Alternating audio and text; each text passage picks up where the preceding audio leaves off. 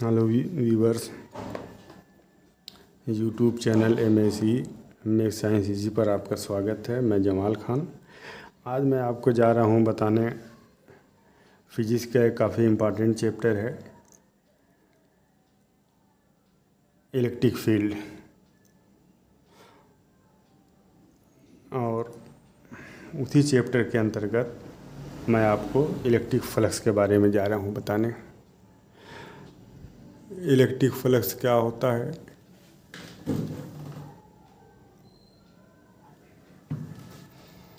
Electric flux through a given area held inside an electric field is the measure of total number of electric lines of force passing normally through that area। इसका मतलब ये हुआ कि मान लीजिए ये area है, surface area, और इसको इलेक्ट्रिक फील्ड में इसको जो है रखा गया है। तो इसका ये जो एरिया है, इस एरिए से पास होने वाला टोटल इलेक्ट्रिक फ्लक्स या total field line, electric field की टोटल लाइनें इस एरिया से कितना पास करेंगी, वो इलेक्ट्रिक फ्लक्स, उस चीज़ को इलेक्ट्रिक फ्लक्स मेजर करेगा। तो electric flux through a given area held inside electric field में इस एरिया को हेल्ड मीन्स हमने इसको इलेक्ट्रिक फील्ड में इसको रख दिया हमने। तो electric flux through given area held inside electric field is a measure of total number of electric line. तो total number of electric line of force जितना इसके अंदर से एंट्री कर रहा है, उसी को हम इलेक्ट्रिक फ्लक्स कहते हैं। तो अब ये मान लीजिए ये सरफेस एरिया, ये एक सरफेस है जिसका सरफेस एरिया A है, और इसका जो सरफेस एरिया है उसको हम इलेक्ट्रिक फील्ड के परपेंडिकुलर रखे हैं। या आप ये कह लीजिए कि इसका जो एरिया वेक्टर है वो इलेक्ट्रिक फील्ड के डायरेक्शन में है। अब एरिया वेक्टर होता क्या है? मान लीजिए ये एरिया है ये, और इस एरिया के परपेंडिकुलर ये जो सरफेस है, इस सरफेस के परपेंडिकुलर जो ये लाइन जा रही है, ये एरिया वेक्टर कहलाती है। ये एरिया वेक्टर है। अगर हम इसको घुमा दें ऐसे तो एरिया वेक्टर ये हो जाएगा, घूम जाएगा यहाँ। अगर हम इसको ऐसे रख दें तो इस पर एरिया वेक्टर ऐसे होगा, इस डायरेक्शन में होगा एरिया वेक्टर। तो ये जो इलेक्ट्रिक फील्ड है, मान लीजिए इलेक्ट्रिक फील्ड भी ऐसे आ रही है, इलेक्ट्रिक फील्ड का डायरेक्शन ये है, और एरिया वेक्टर का भी डायरेक्शन ये है। ये इलेक्ट्रिक फील्ड का डायरेक्शन है और यही एरिया वेक्टर का भी डायरेक्शन है। तो हम ये कहेंगे कि इलेक्ट्रिक फील्ड और एरिया वेक्टर दोनों का डायरेक्शन सेम है। तो अगर इलेक्ट्रिक फील्ड और एरिया वेक्टर दोनों के बीच बनने वाला एंगल, कोण अगर ज़ीरो है, तो हम ये कहेंगे कि एरिया वेक्टर और इलेक्ट्रिक फील्ड दोनों सेम डायरेक्शन में है, दोनों के बीच बनने वाला एंगल ज़ीरो है। तो इस केस में जो total flux passing through this area is equal to electric field into area. जिस एरिया से वो इलेक्ट्रिक फील्ड जितने एरिया से पास कर रही है, तो उस एरिया से गुजरने वाला total electric flux is equal to electric field into that area. तो अब मान लीजिए कि इलेक्ट्रिक फील्ड और एरिया दोनों का डायरेक्शन मान लीजिए सेम नहीं है। इसको आप इस तरह से बताएं कि मान लीजिए इलेक्ट्रिक फील्ड का डायरेक्शन ये है और एरिया वेक्टर का डायरेक्शन मान लीजिए ये है। ये एरिया वेक्टर का डायरेक्शन है और ये इलेक्ट्रिक फील्ड का डायरेक्शन है। ऐसे इलेक्ट्रिक फील्ड ऐसे आ रही है, ये इलेक्ट्रिक फील्ड का डायरेक्शन हुआ, और एरिया वेक्टर मान लीजिए ऐसे है, ऐसे।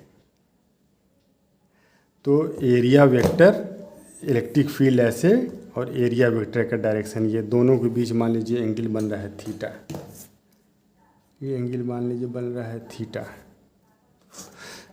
तो उस केस में total electric flux passing through area A is equal to हो जाएगा ई ए कॉस थीटा। अब इसको हम लिख सकते हैं vector E dot vector A. ये दो वेक्टर का जो डॉट प्रोडक्ट है वो स्केलर होता है, और इलेक्ट्रिक फ्लक्स तो की स्केलर है, और ये इक्वल टू होता है ई ए कॉस थीटा। तो ये रहा।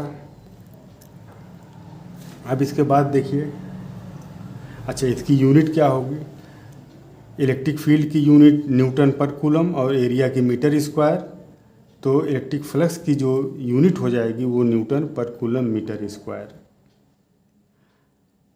अब मान लीजिए जो इलेक्ट्रिक फील्ड है, ये इलेक्ट्रिक फील्ड अगर यूनिफॉर्म नहीं है, अगर नॉन यूनिफॉर्म है, तो उस केस में हम कैसे इलेक्ट्रिक फ्लक्स निकालेंगे। मान लीजिए ये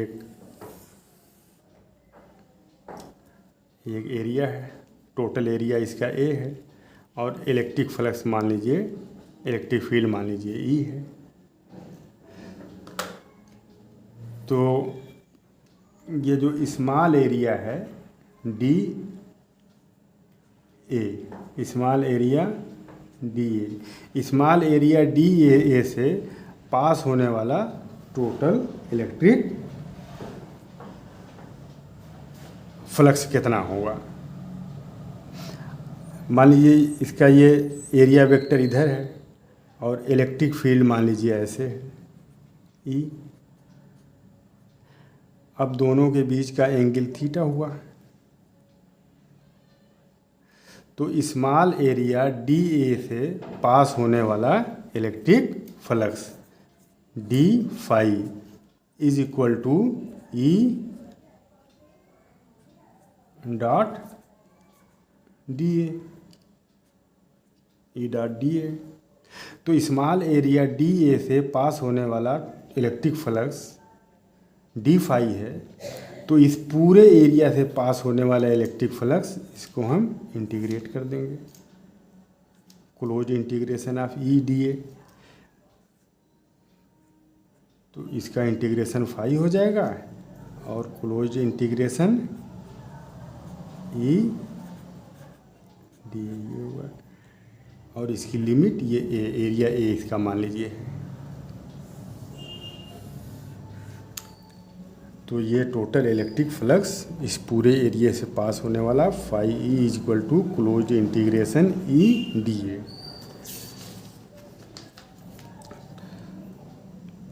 total flux passing through whole area, small area d A से पास होने वाला इलेक्ट्रिक फ्लक्स डी फाई है, तो होल एरिया से पास होने वाला, ये जो होल एरिया मान लीजिए ए है, होल एरिया से पास होने वाला इलेक्ट्रिक फ्लक्स, इसको हम इंटीग्रेट कर देंगे, तो ये आ जाएगा phi is equal to close integration E D A, और ये हो जाएगा close integration E D A is equal to हो जाएगा E D A cos theta. जैसे आपने पढ़ा होगा कि ए डॉट बी क्या होता है, ए डॉट बी होता है ए बी कॉस थीटा, उसी तरह से E dot D A is equal to होगा E D A cos theta. वह theta is angle between E और डी ए, ई और डी ए के बीच का एंगल थीटा है। तो ये इलेक्ट्रिक फ्लक्स की ये डिफिनीशन रही, और इलेक्ट्रिक फ्लक्स का ये फार्मूला रहा है। अब इसके बाद next Gauss theorem. Gauss theorem electric field में किसी भी पॉइंट पर इलेक्ट्रिक फील्ड निकालने में या इलेक्ट्रिक फ्लक्स निकालने में काफ़ी ये मददगार साबित होता है, काफ़ी हेल्पफुल होता है। Gauss theorem states that total flux passing through a closed surface is 1 upon epsilon naught times the net charge enclosed by the closed surface. Mathematically, it can be expressed phi E is equal to closed integration E dA is equal to Q upon epsilon naught.